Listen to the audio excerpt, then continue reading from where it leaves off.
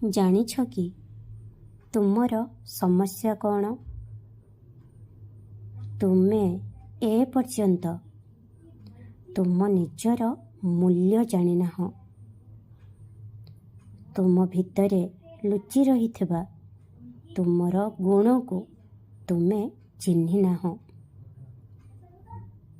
ଆରେ ମୁଁ କହୁଛି, ତୁମ ପରି ମୋର ବହୁତ କମ୍ ପିଲା ଅଛନ୍ତି। ଏବେ ତୁମେ ଭାବିବ ଯେ ଯଦି ମୁଁ ଏତେ ଭଲ, ତେବେ ଜୀବନରେ ମୋତେ ଏତେ ପରୀକ୍ଷା କାହିଁକି ଦେବାକୁ ପଡ଼ୁଛି? ମୁଁ କାହିଁକି ବାରମ୍ବାର ପ୍ରତ୍ୟାଖ୍ୟାନର ସମ୍ମୁଖୀନ ହେଉଛି? ପିଲାମାନେ, ଗୋଟିଏ କଥା ବୁଝିନିଅ, ଯାହା ଅମୂଲ୍ୟ ଅଟେ ତାହାକୁ ସାଧାରଣ ଲୋକମାନେ ସମ୍ଭାଳି ପାରନ୍ତି ନାହିଁ। ସେଥିପାଇଁ ସେମାନେ ତାହାକୁ ପ୍ରତ୍ୟାଖ୍ୟାନ କରନ୍ତି।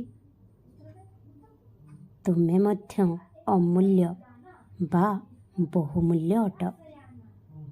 ସେଥିପାଇଁ ନିଜ ଉପରେ ଗର୍ବ କର, ନିଜକୁ ଚିହ୍ନ।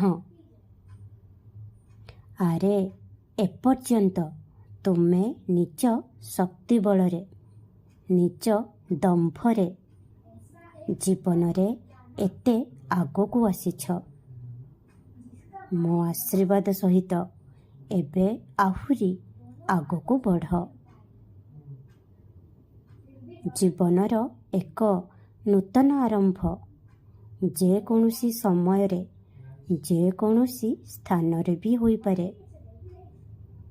ତେଣୁ ନିରାଶ ହୁଅ ନାହିଁ। ମୁଁ ତୁମ ପାଇଁ ନୂଆ ମଉକା ବା ସୁଯୋଗ ପଠାଉଛି।